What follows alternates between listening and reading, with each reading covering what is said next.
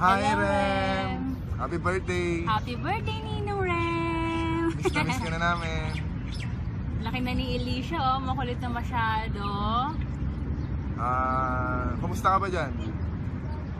Sana palagi kang healthy dyan at safe. Mag-iingat ka dyan. Saka sa work mo. Good luck sa work, magalingan mo.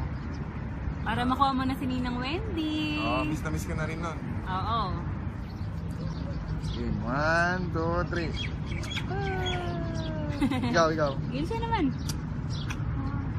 Wow! Yay! Happy birthday ulit, Rem! Enjoy your special day. Magkikita kami nila Wendy next week. Kapag nahihirapan ka dyan, kapag may mga problema ka, magpipray ka lang lagi kay Lord. Mayroon akong alam na verse na makakatulong sa'yo. Yun yung Philippians 4:13, chapter 4 verse 13. Ang sabi doon ay, I can do all things through Christ who strengthens me.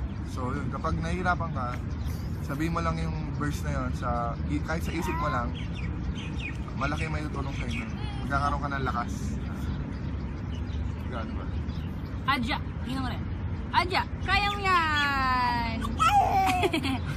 Wow! Bye-bye! Hope to see you soon, Ninong! Nagkamot.